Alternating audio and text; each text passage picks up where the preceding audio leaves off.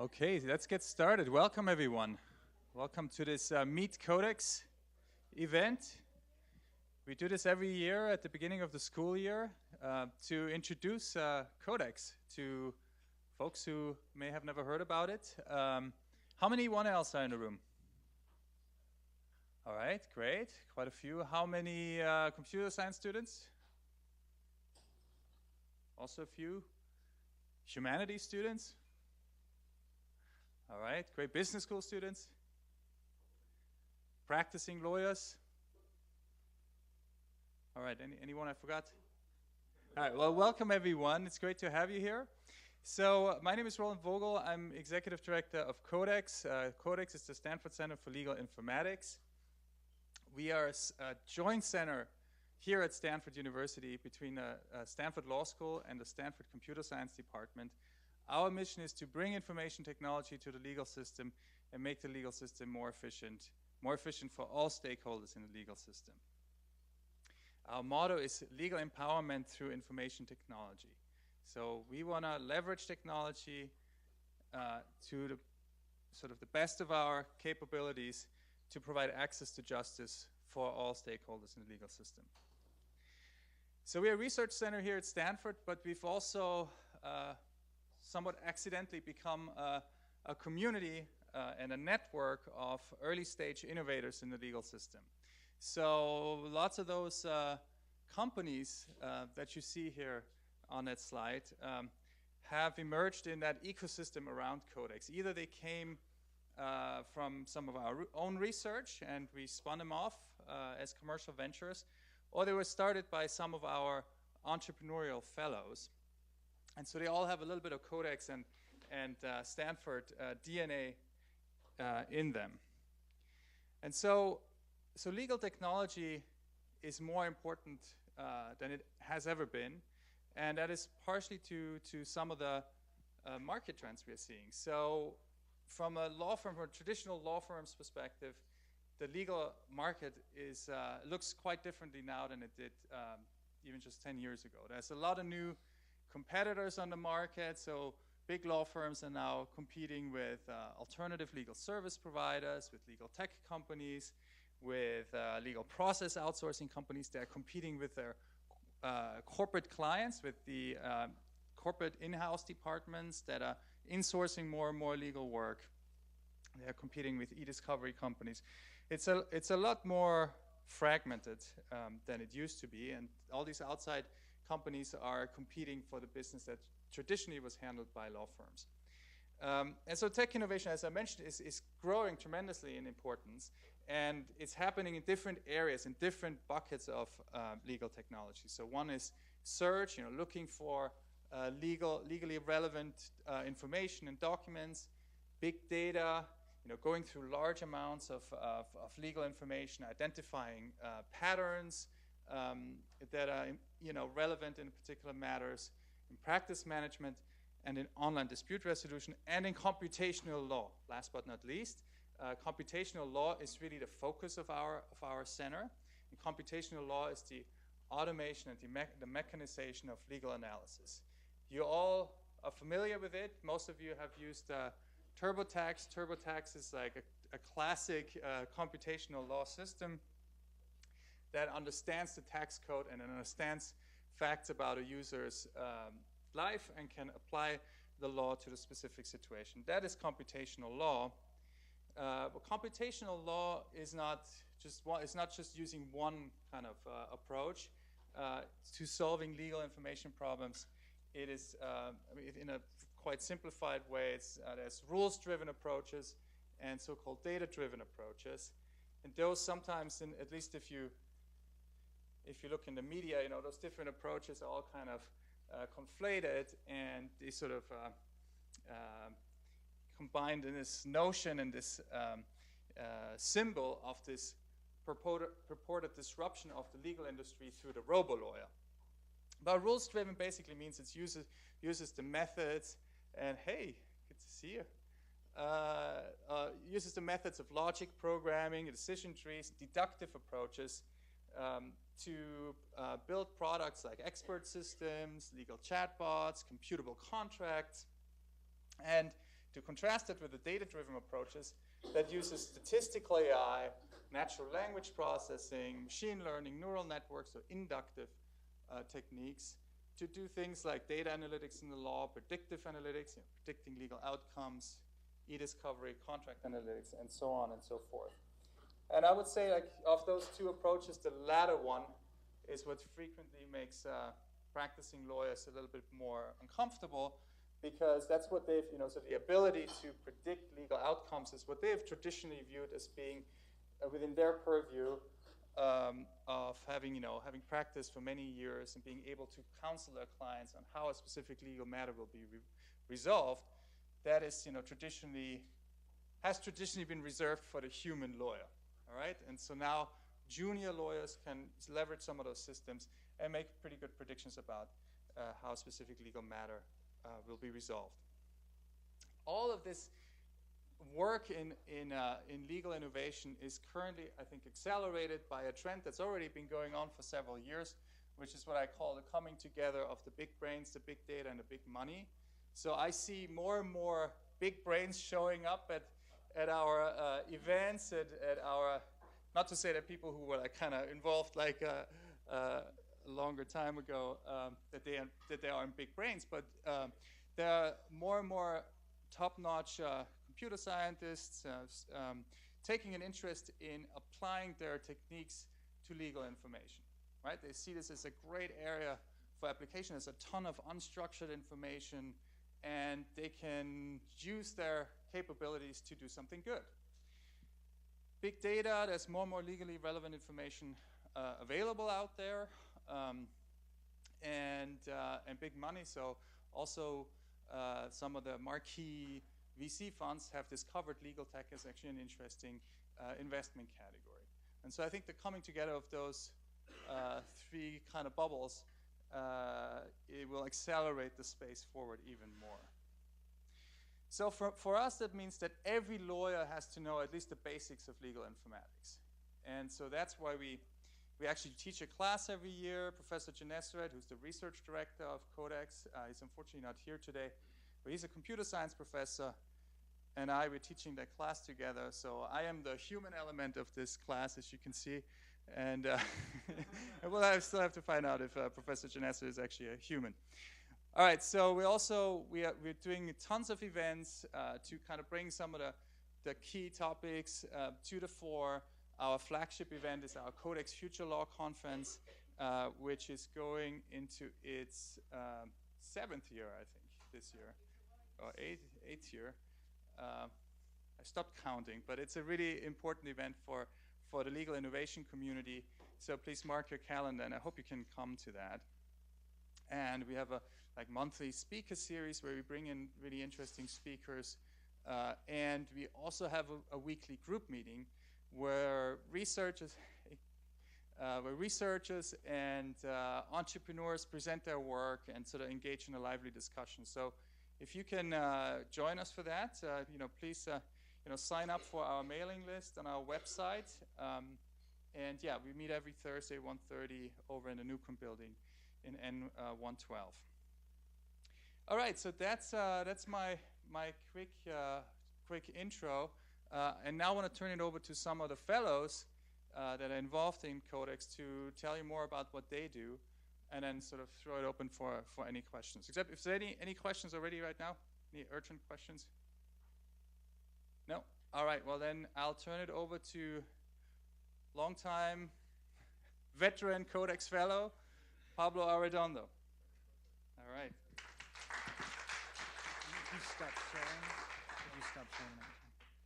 All right. Thank you, Roland, and what a privilege to get to talk to you guys as we start off another year of CodeX.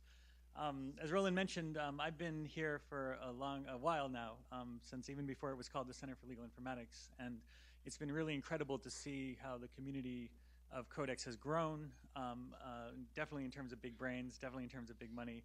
Increasingly, big data is becoming available. My background was I graduated from law school here at Stanford in 2005 and worked as a patent litigator at Kirkland & Ellis and then at Quinn in New York. And I realized we were representing companies like Apple, but the technology that we were using to do it was very un-Apple-like.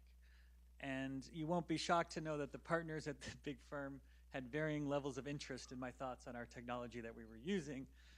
But at some point I had had enough, and I wrote a very, very long email to Larry Kramer, who was then the dean, saying, the legal profession should be embarrassed, and this is a travesty, page after page. And I joke he could have sent me to a psychiatrist at that point, but instead he sent me over to Roland and Mike and this new Center for Legal Informatics.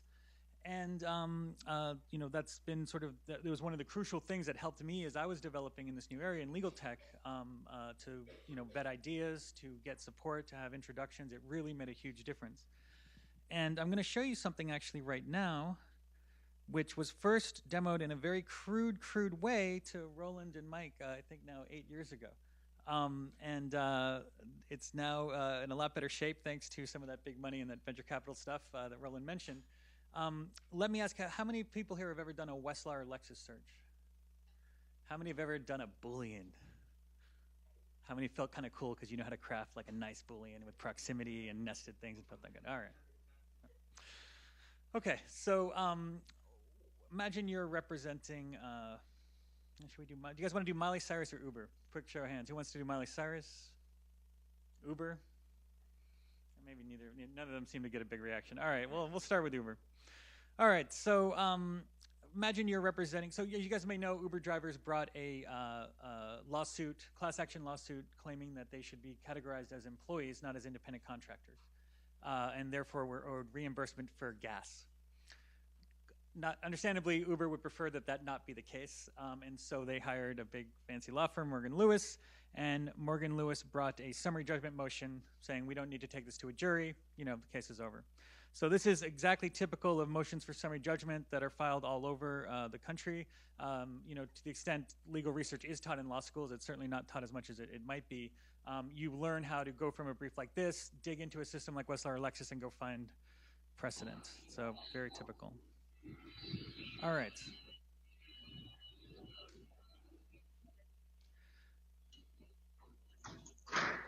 I'm now going to search for relevant case law on this using a somewhat different search method. It used to be there was no asterisk. It was even cooler. It just did it automatically. But I'm now searching based not on any keyword, and I'm going to say hide any cases that were in the brief. I'm now going directly from the huge amount of information that's in that brief to relevant case law without the need for a keyword, right? And you'll see here that these are cases not just about California employment law, but about that distinction in the context of drivers, right? And then if you go through here, you'll see actually down here, Lyft drivers actually brought the same lawsuit, right? So how is a tool? It's a tool that's able then to find highly relevant case law, factually, legally, jurisdictionally specific case law. This is the kind of thing you generally spend 30 minutes, 45 minutes, an hour, depending on the case, 2 hours, doing on Westlaw and Lexis. And thanks to CodeX and the kind of community here, we've been able to now develop this tool. And I'm happy to say right now that it is being used from the most white shoe, elitist, skyscraper Manhattan firms to solos and strip malls in Pasadena.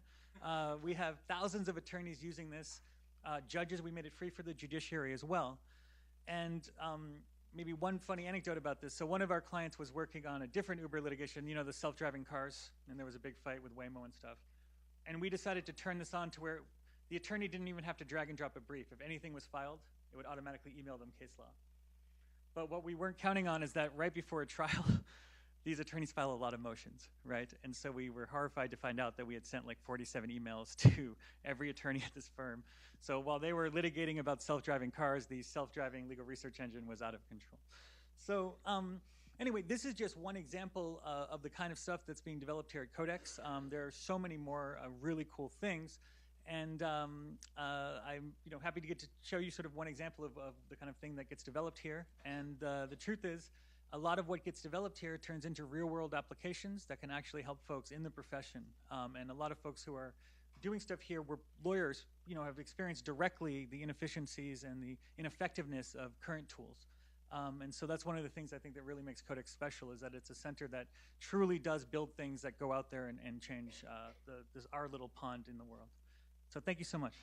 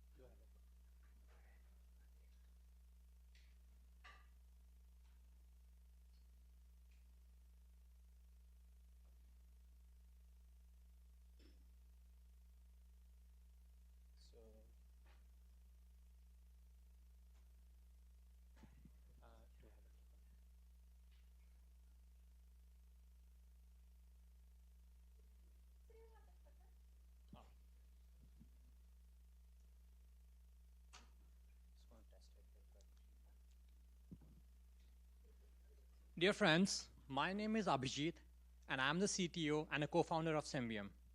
And this right here is my amazing colleague, Kate. She's our Director of Public Sector Innovation. This is our Symbium team. Symbium started out of Stanford AI Labs and CodeX, and we couldn't be prouder of our partnership with these two organizations. In fact, Leila, who is our CEO, was a CodeX fellow just like Kate. Symbium is the computational law company. What I mean by computational law is that we take laws and regulations, wherever they may exist, and bring it to the point of human experience. We enable computer applications to automate legal analysis and present it to humans in an interactive manner. I turn over to Kate to talk about one of our applications in the public sector that streamlines users' interactions with the government. Take it away, Kate. Thanks, Abhijit. As Abhijit mentioned, we are starting our products in the public sector. And in particular, we're starting to develop computational law-enabled solutions that help residents and city staff navigate what is frequently really complex zoning regulations, and that dictates what you can build on your property, and also help people navigate what's often a really cumbersome building permit application process.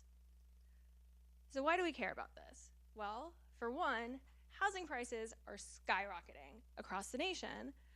And what happens when you have really complex zoning regulations and arduous building permit process is that, one, it takes a long time to build housing. And two, when housing gets built, it's more expensive. So our first solution focuses on making it easier for homeowners to determine if they can build an accessory dwelling unit on their property, and if so, what form can it take? So what's an accessory dwelling unit? Well, they can be called an ADU or a granny flat or an in-law unit, but no matter what you call it, the idea is the same. And so an accessory dwelling unit is a secondary housing unit that's built on the same lot as a single family home. So why do we care about ADUs? Well, they're incredibly beneficial right now. It's a very politically palatable way to build housing, particularly in California. ADUs are also oftentimes naturally affordable form of housing, and they have a lot of social benefits. It can allow a homeowner to age in place, provide necessary housing for a caretaker, or provide really important rental income. I could go on and on about ADUs, but I won't. Instead, I will show you the tool that we've developed to make it simpler to build them. So the first thing our tool does, it makes it really easy for homeowners to determine, is an ADU permitted in their zoning district? And all the homeowner has to do is type in their address or click on the map, confirm that this is a location of their property, and then they can see that yes, an ADU is permitted on their property.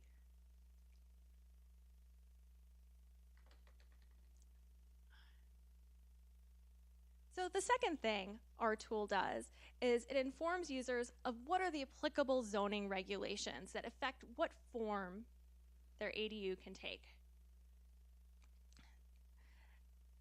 So first, if an ADU is permitted, it tells you how many stories you can build your ADU, what's the maximum square footage, all the relevant zoning regulations.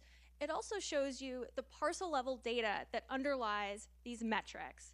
And if the user feels, okay, my lot size is not correct over there, they can change it and then see how the metrics change, if they maybe can build more square footage, for instance. The tool also informs users about how far this ADU has to be set back from the front, rear, and side of their lot lines. And it provides visualizations so you can see how those requirements interact with your parcel of land. And also, you can, again, adjust the lot lines, adjust the parcel level data, and you can see that the setback requirements, the setback visualization changes. What I think is really cool, one of the things I think is really cool, is that it allows that this tool allows a homeowner to sketch out an ADU and see how that footprint might interact with the zoning regulations and the existing conditions on the ground. So they can just quickly get a sense of what they can do. The tool also tells you if you need to build parking, if you build an ADU. And it shows you here that a parking spot is not needed because the ADU is located within a half mile of public transit.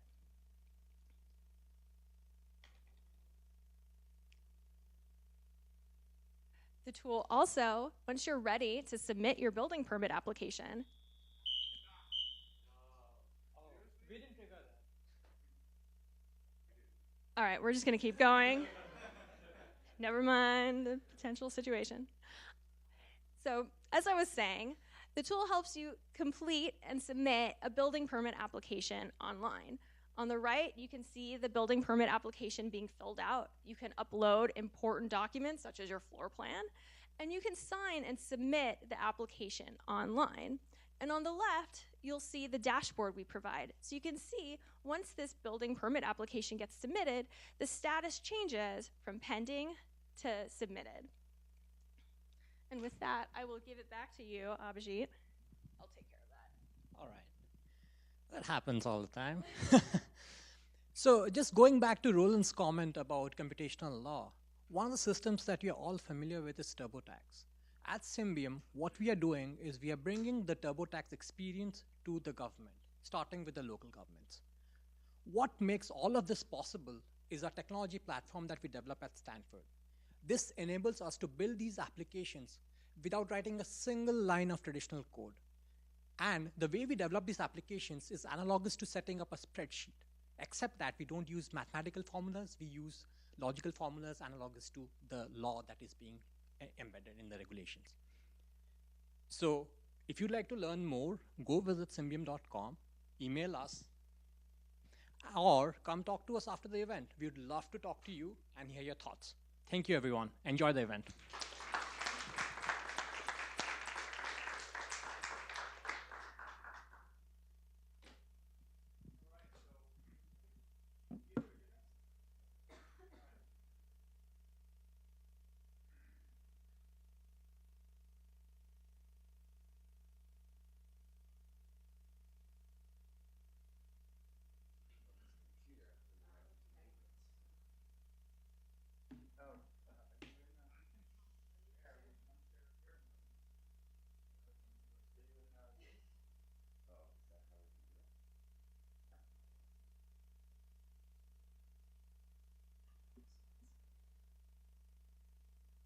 Hi everyone, thank you for joining and taking the time.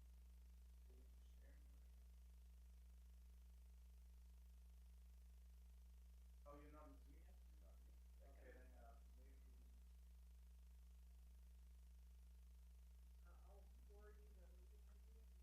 Yeah, and I'll jump right in. Yep.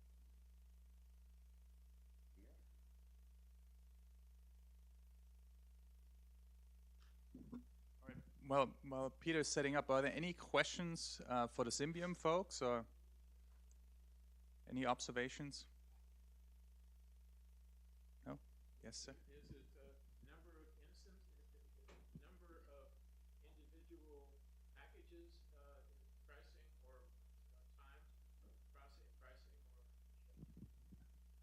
Thank you. That's a very interesting question. I did not talk about our business model. We do not price our solutions. We price the use of our solution. It's a transactional model. So just like TurboTax, you pay for what you use. So for instance, if you are trying to build an ADU, you pay for what you pay to the government. So like, for example, you pay, let's say, $100 for your permit. So we charge a transactional percentage of that transaction. So like, let's say, some percentage of that $100. So does that answer your question? And to talk about different modules that we build, so for each product that we develop, let's say for ADUs, for commercial, we have all different packages that allow users to go from start to finish, just like TurboTax. All right, thank you. Well, with that, over to you, Peter. Thank you, Roland, and thank you everyone for joining. Pleasure to be able to present very briefly on our work. This is a project that actually started here. In the back right there, you see Tony Lai and Madam on August 24, 2010, when we enrolled here at Stanford Law as students.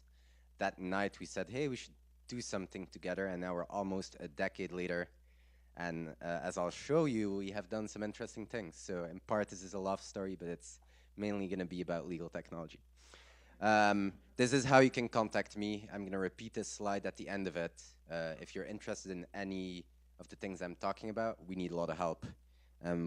We'd love for you to be part of that. I took this from an investor slide, but it's very interesting. You know, law is this massive industry, right? Like it's often estimated to $600 billion a year, but it's incredibly fragmented, right? This is nobody's market.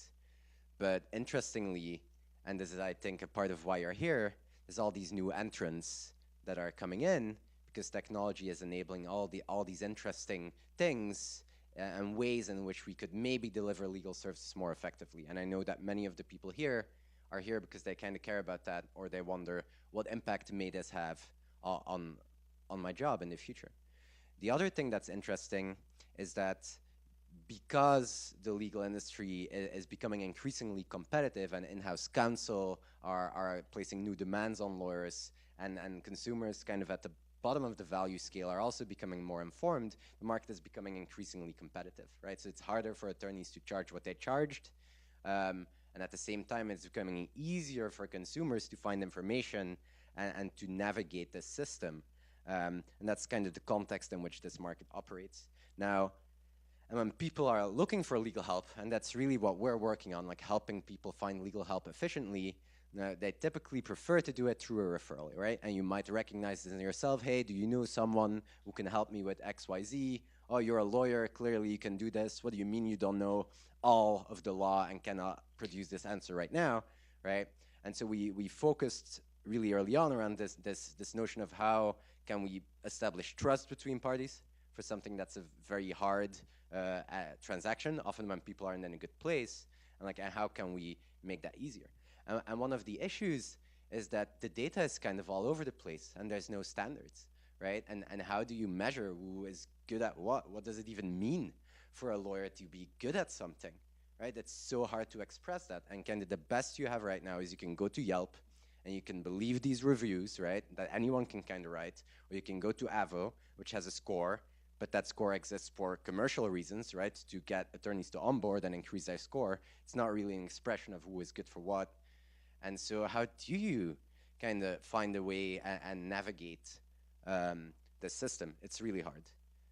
We don't necessarily know the answer to that, but we're trying. And one of the things that we believe, and this was true on day one, is that it's really hard to make this like Uber model work in legal, right? You're not going to the same place to do your M&A and to do your divorce, right? That's a separate marketplace. And it's also really hard, it turns out, to make money. And the reason for that is because if you advertise on Google, right, and say, hey, need a divorce lawyer, click here, you know how much that click costs? $60, right? But at the other side of the funnel, you can charge an attorney, like Airbnb does, right, a percentage of what they make. It's simply prohibited because we're trying to protect the independence of the attorney. So at the very starting point, we're like, well, we're not going to build like Uber for law. First of all, we don't believe that that's going to happen. And second of all, like, how are we ever going to be successful doing that? Wow, can people live annotate my slide? That's cool. I didn't do that. So we thought, what if there was a world where it was decentralized and where you had thousands of access points, right? But they all kind of standardized the data layer, and a divorce means the same thing here, and it means the same thing there. And so we started this, and this was the beginning of our company. This is what we were called. We started this thing called LawGives. And we went to Dean Kramer, and we said, we want to create this nonprofit, and it's going to help people that don't have money, and we're going to connect them to attorneys. And do you want to come on the board of our nonprofit? And he was like, ha, ha, ha, that's cute, but no. And the idea was, how do you actually create a sustainable model around this, right? And so we spent a year building like this singular marketplace. And so the point was, client comes in, you do an intake, and then you connect them to the right attorney, right? And you make that work. And once we understood that enough, we started abstracting that out as a platform on which anyone can build a legal marketplace, right? And starting to create this world of 1,000 entry points. So for example, if you go to the New York State Bar now and click on the Find a Lawyer button, our platform will facilitate that intake. It will send it out to attorneys. They'll be able to accept the case or not, and then they report on the outcome of that matter. This is one that we run for Twitch. This is a network that is completely focused on the needs of creative artists. And this is an interesting thing that you can do in decentralization. If you have a marketplace that is only about a specific topic, then you can basically make sure that the attorneys in that marketplace, all the content is just about that. You can deliver a really good consumer experience when navigating it. And also the point is that you kind of try to be on the front page of Google, because it turns out that that's how people find help today. But all these marketplaces kind of have a shared set of properties. The first thing is that when one of these marketplaces gets created, and this is by a bar association or by a legal aid organization, they first bring in the attorneys that already do work as part of the organization. And we standardize the reputation data of those attorneys to understand what a divorce lawyer is and an IP lawyer is in these different networks. What's interesting is that bar associations are kind of the source of truth as to whether an attorney is licensed, whether they're insured. So we basically, pull that data from their membership system, and if you're interacting with an attorney through these systems, then you have a guarantee that it's backed by, in many cases, the state bar. Once you're verified, this is when attorneys they see all these cards, and they basically can accept cases or decline them. Right? And when you accept a case, the contact information of the client is passed on and people get on the phone. We don't facilitate yet the attorney-client interaction past this point because it's really hard to secure it and this information is often privileged. And that's all kind of stuff that you need to think about when you build a legal technology company. Now, the piece that I'm most excited about, and which we've put years of work in, is that for each referral that happens, we track the outcome. What ends up happening? Are you getting help? Did you even talk to this lawyer?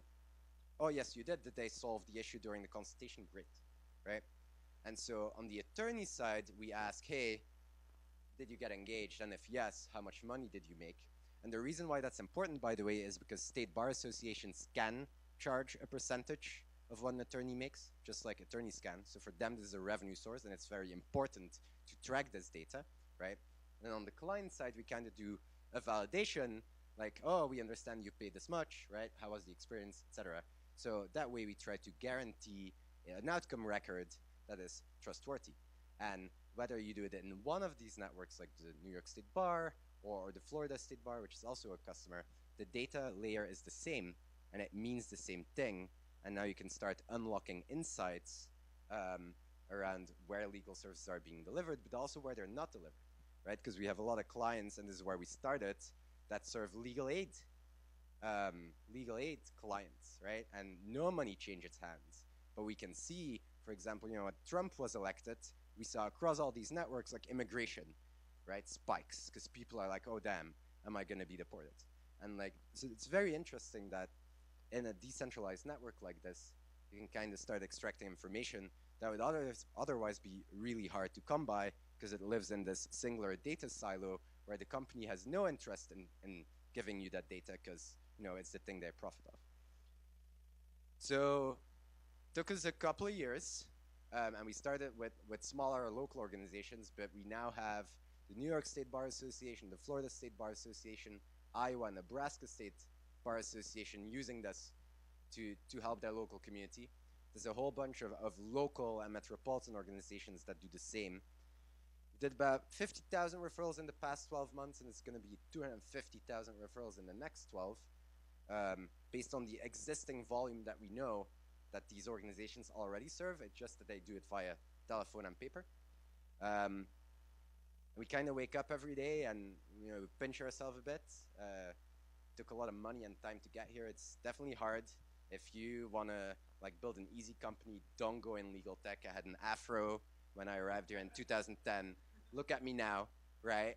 But it's incredibly rewarding because the thing about legal is that it touches on being able to help people and making a real impact. And so at the very least, what people will never be able to take away from us is that we've helped more clients that we could ever help practicing as an attorney, right? It's like in the hundreds of thousands.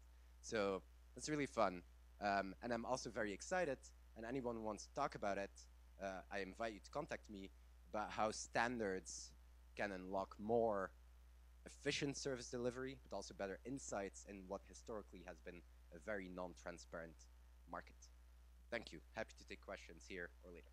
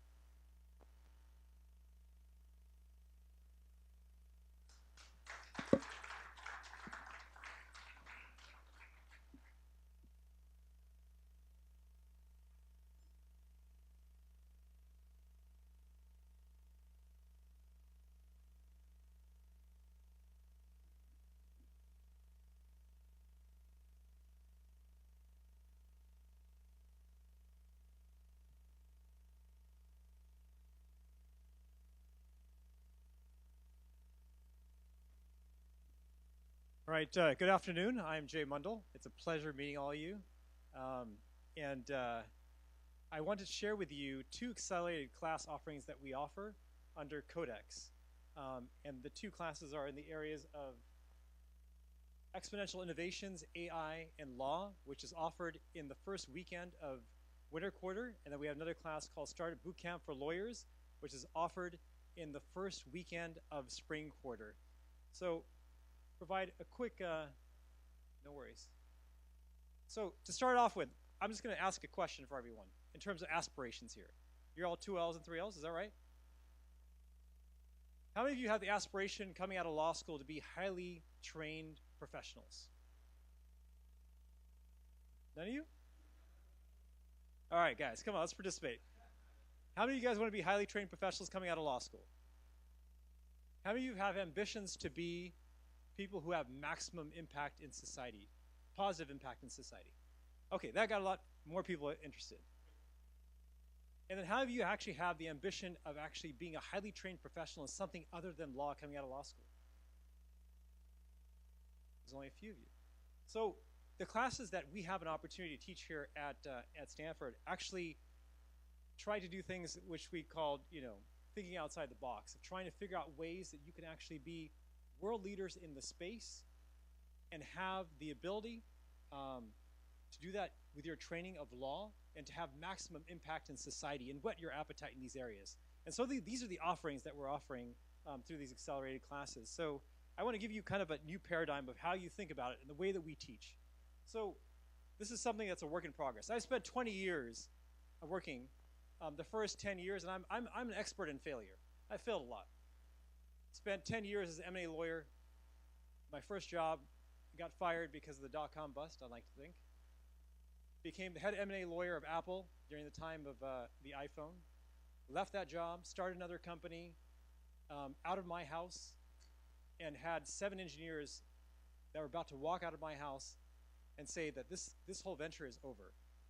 So another failure. Got funding, was about to sell my company, almost had the rug pulled underneath me and have that thing fail, and it got acquired. And now I'm a product strategist at a Fortune 500 company. So I'm an expert on failure.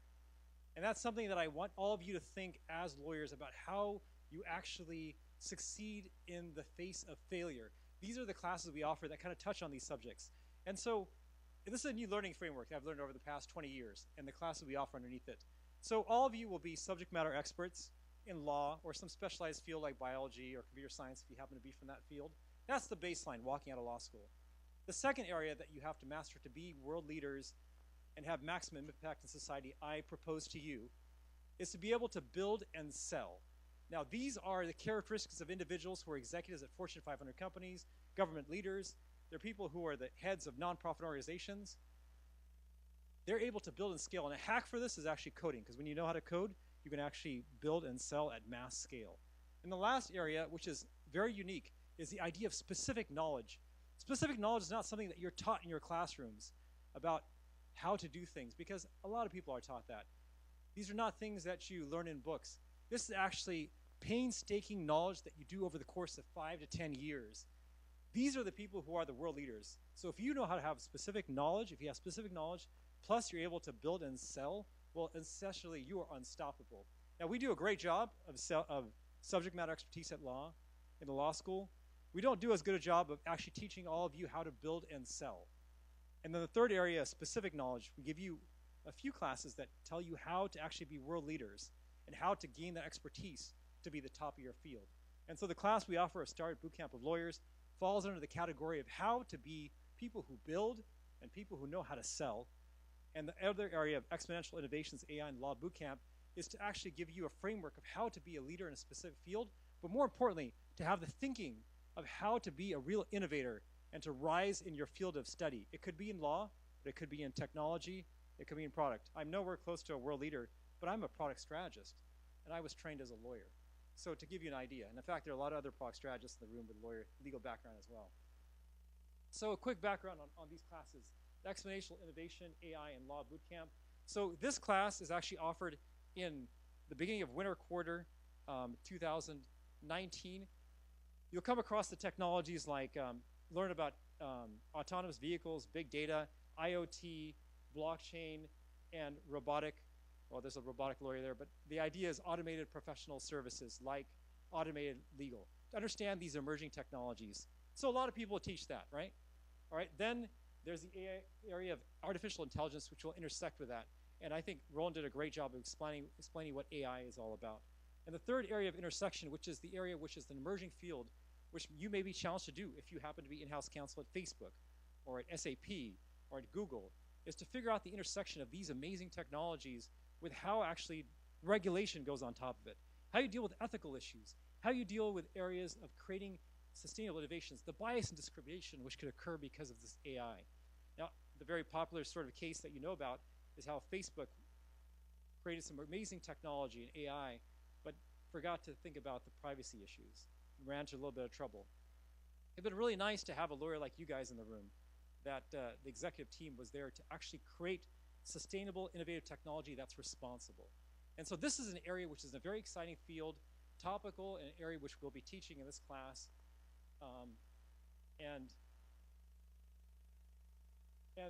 The class, again, will be offered in the beginning of winter quarter, January 12th and 13th. It's going to be a class that's accelerated through 2 days.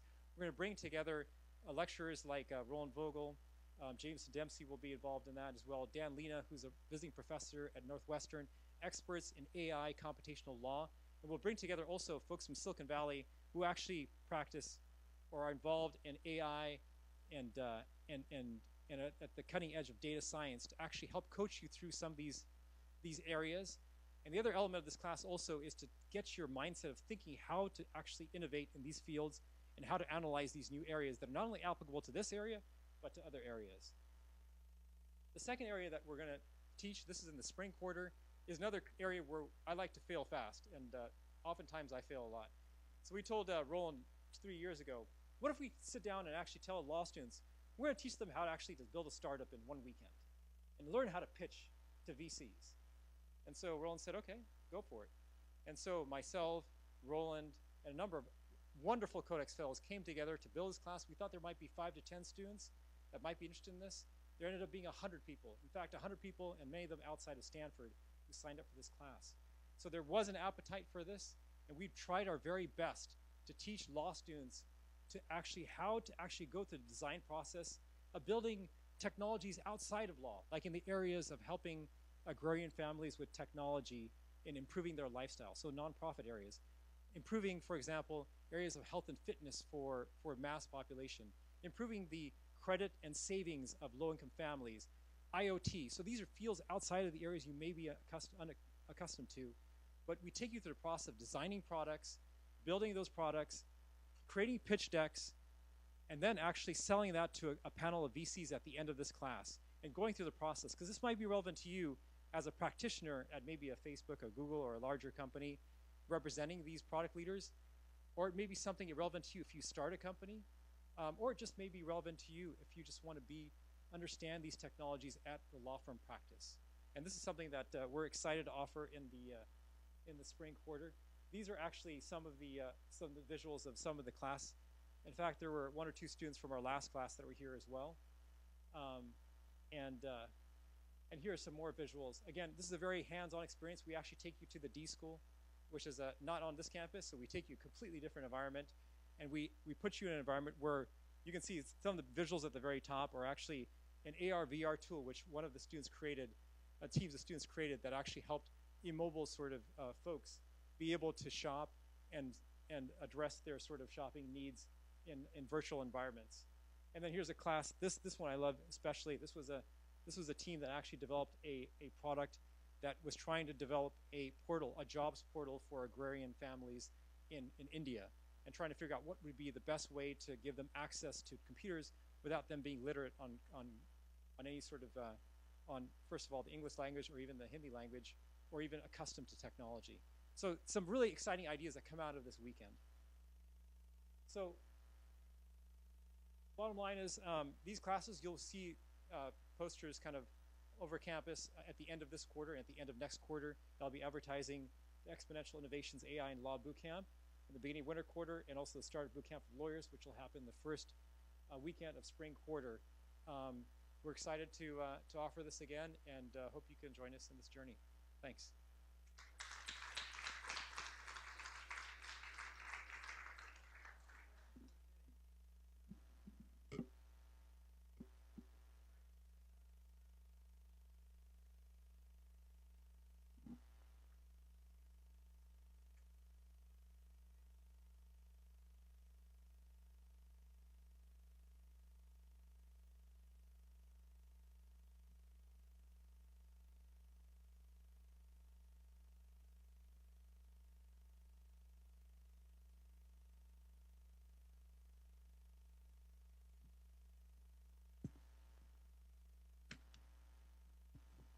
Hi, good afternoon, everyone. My name is Kushag Shrivastava, and I'm a fellow at CodeX.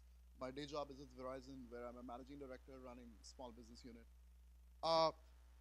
Very similar to Jay, my journey started in product. I was a product manager at Google for a number of years, then product marketing, then did my own startup, then eventually got really frustrated by visa laws and tried to do a legal startup.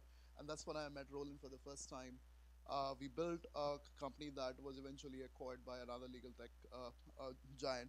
But through the affiliation with CodeX, what personally I gained the most is a different perspective, a language that I didn't speak. I'm not a lawyer, unlike most of you.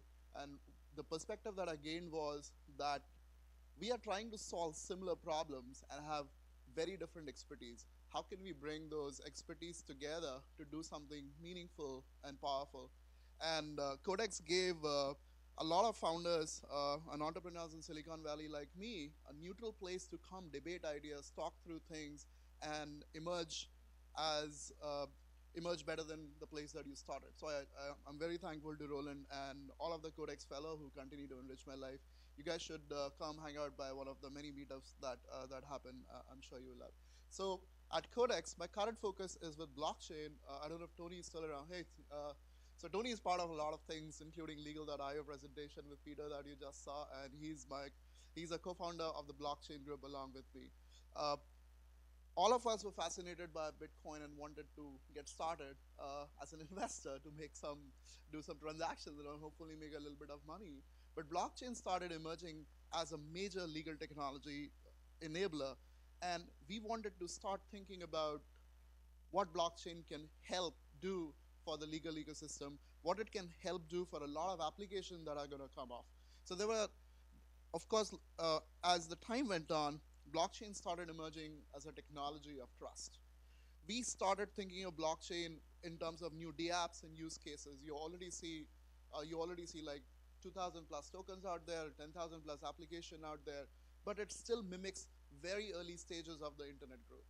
There isn't a lot that has been done. Particularly, it is highly unregulated and very nascent, but it is already having impact on how we govern and computational law. So you are like, for those of you who haven't been as plugged into the blockchain ecosystem, it's euphoric. It's insane when you go to these conferences. A few weeks ago, there was a blockchain week in SF where more than like 10,000 participants came, and I was amazed by the energy and excitement. So we realized that it's important for CodeX to have a point of view along with the ecosystem and be a neutral place where we can offer our own unique perspective. That's why we created the blockchain group at CodeX. It is synergistic. It is a subset of computational law. That's at least that's the way we look at it. It builds off the existing CodeX research and expertise, and it becomes an enabling technology for our overall ecosystem. We support CodeX, Stanford Law School, Stanford community, as well as the larger blockchain ecosystem. Within 6 months of this group coming into existence, we have more than 150 people who have participated from more than 24 countries. There's also an opportunity to understand and influence.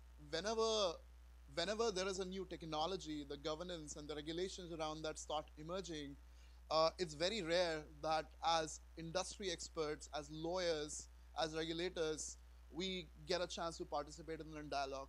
And we often get to do that. A lot of our fellows and affiliated people end up recommending what sort of LLC structure should be to support blockchain. Like why all the blockchain companies are being incorporated in Cayman Islands.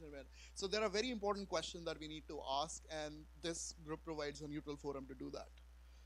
In addition to that, we are also thinking about like developing new economic and social structures and norms.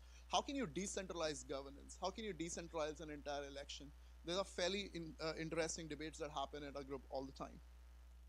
In addition to that, we also have been fairly lucky to have very successful and highly funded blockchain projects who come to our group and share their stories.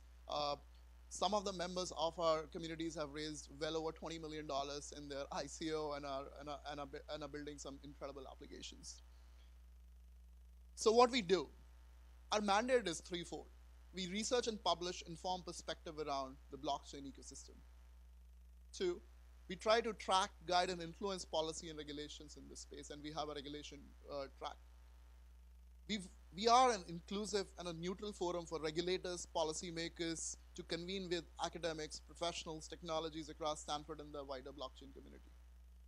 There have been times when we had participation from SEC and International Standards Organization where we were able to like share our ideas with them and learn from how they think. Our initial focus has been on regulatory frameworks. We are researching legal issues and opportunities presented by blockchain technologies. Smart contracts tends to be one of an active discussion topics. And then how do you do legal empowerment and legal services use cases for blockchain technologies? And legal.io is a great use case for that. I'm also very proud to have worked on a project that ended up becoming the Stanford Journal of Blockchain Law and Policy. This is the first journal that publishes in the greater blockchain technology space. It features articles, essays, and comments. I've included the link there, but I also see Steven. Steven is the managing director, if you can stand up. Yeah, here's a copy right there. Steven is the managing editor of the journal and has brought in some incredible essays. Like these are very thought-provoking articles that you will love to read. So what's the modus operandi? It's pretty simple. We meet once every 2 weeks at now 3 p.m. at Stanford Law School, and you can participate via Zoom. There are opportunities of publishing and presenting that the group shares with each other, and we curate research materials and publish them as blogs. A lot of it now goes on to the journal. There are blockchain and computational law pop-up classes being planned. We'll share more information about that shortly. We have partnered with Open Identity Foundation, a project that Tony led, and there are panel events and workshops that happened last year, and there are more going to follow. And we have an incredible support from the blockchain ecosystem, right from SF Legal Hackers to Ethereum Alliance to our own group to Berkeley Law efforts in blockchain. We feel that we have become a very inclusive and a neutral point that we wanted to emerge at. So yeah, if you want to get involved, like we have a homepage on the Stanford ODDU project website, and then of course you can write to Tony or me. Thank you for the opportunity to talk to you.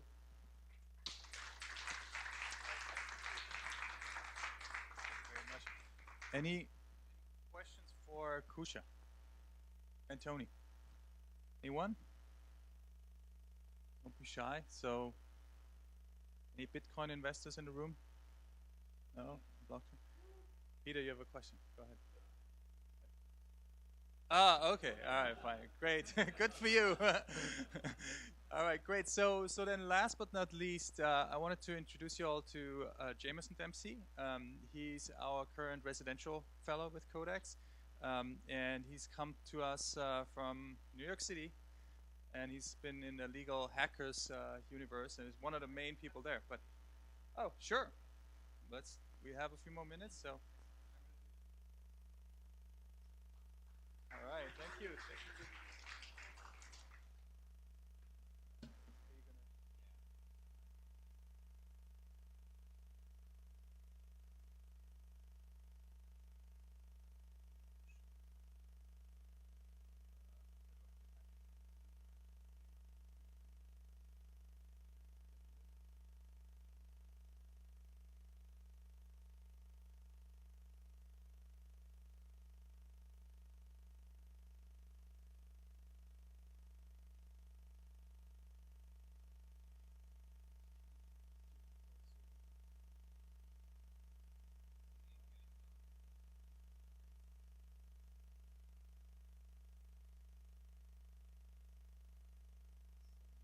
Else gonna are you emailing well?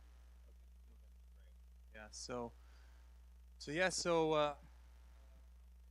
Get started. Yeah, you see there's a lot of different things going on the CodeX. Very grateful to all the people who came in today. It's really CodeX is really more than just a center. I think as you see, there's a lot of really incredible people, big brains with a lot of passion and enthusiasm to change the way our legal system operates. And this event is really sort of meant as an invitation to you to join the group and get involved. I know there's a lot of very smart people in the room, creative and similarly passionate about doing things differently. So we'd love for you to get involved. And yeah, so there's different avenues we have currently established. There's different group meetings. We have classes that you saw, and some for credit, some are pop-up classes. But that is not to say that's the only way we work with people, right? So we're always interested in, not just getting you involved in some of our existing initiatives, but also starting new initiatives with people who have interesting ideas. So come and look me up. My email is rvogl@law.stanford.edu, and yeah, we'd love to talk to you all. All right, so now, good timing.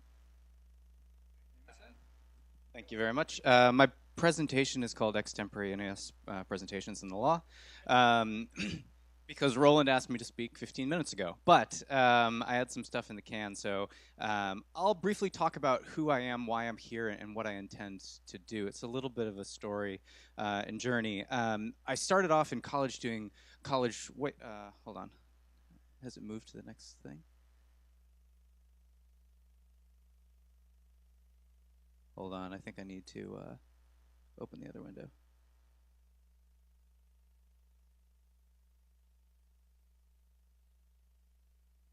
One second.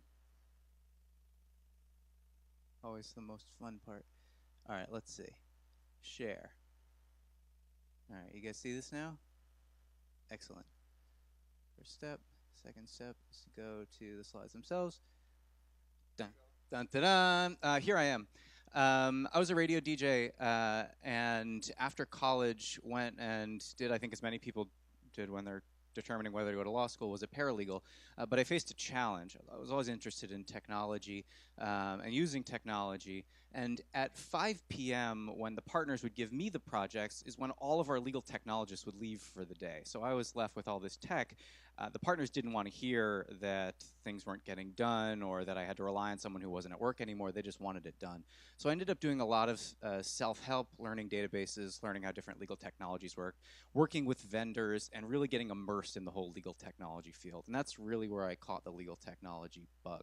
I went to law school, met a guy named Jonathan Askin. He's going to come up more in the story. Went down to Washington, D.C., and after graduation worked as a telecommunications regulatory attorney, doing projects before the FCC, everything from net neutrality to privacy and things like that.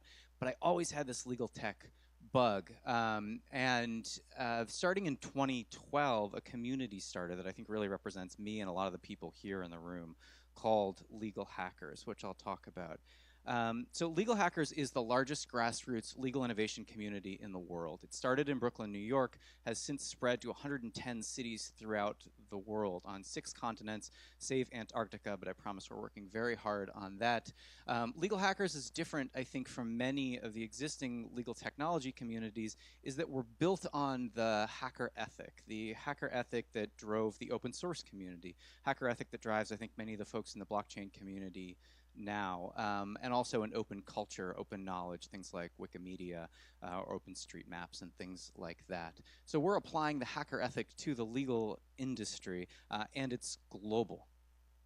And so over time, Legal Hackers has grown, as I mentioned, 2015, probably about 15 chapters, doubled to 30 and then 60, and now we have 110, 150 if you count chapters that are in formation. But all this time, I was still a private practice big law attorney, writing briefs until midnight, taking phone calls in the morning with places, far-flung places in the world, learning about their legal innovation communities. But I never really had time to take a step back and figure out what's happening. How is this all working? What does legal innovation in Harare, Zimbabwe have to do with legal innovation in Hong Kong or here in Silicon Valley? And it was around this time that I was talking to folks like Tony Lai, many of the other great fellows here at CodeX, and expressing this craving that I had to understand what's happening and how can we supercharge it? Can we create a playbook for legal innovation, for legal innovators throughout the world? And what I kept hearing is, you got to come to CodeX, you got to come to CodeX and figure this out. And so I did. And so Roland and his team were gracious enough to have me here, and here's what I plan to do while I am here at CodeX. I'll be studying global legal innovation. What's working? What's not working? How can we take the values that inspire the folks here at Stanford and CodeX around the world or in the legal hackers community? I'll be working on something we started last year in connection with computational, or the blockchain group here at CodeX, which is the Computational Law and Blockchain Festival, a decentralized conference where we create a template and then nodes around the world can host their own version. Last year we had 57. I hope this year we can double that. As Jay mentioned, I'll be working on the Exponential Innovation AI and Law Bootcamp. We're prototyping something called the Justice Innovation Fellowship Program. Can we take something that's worked in the executive branch and also in the legislative branch and then replicate it in the judiciary, which is to take technologists, legal innovators, and others, put them into the justice system and have them innovate, create open source tools that others can use, and try to innovate the justice system from the inside. The regulatory Sandbox project, we're going to talk about how new technologies run up against existing regulations and how we can create sandboxes for innovation within regulation. So that's an ongoing project that we've been exploring. In fact, working with the Legal Design Lab here on a prototyping for policy summit that they're going to be doing next month. We've also been studying coding for lawyers. How can we upskill the next generation of lawyers by teaching them how to code? You heard about Symbium. It's based on a toolkit called Worksheets, a project based here at Stanford. How can we teach more Stanford law students about worksheets, getting them using these tools, getting them working hands-on with computational law so that by the time that they graduate, they understand the legal world a little bit differently, and maybe using computational thinking as another mode of thinking. And more. And finally, if there's anything that I can do to help you, I'm the residential fellow here this year. So if there's a project where you need some help, if you want to riff on some ideas, I mentioned Legal Hackers chapters all around the world. They'd love to hear from you if you're working on great things. Would love to put you in touch with some of our global innovators. So anyway, I'm Jameson Dempsey, and thank you very much for the opportunity.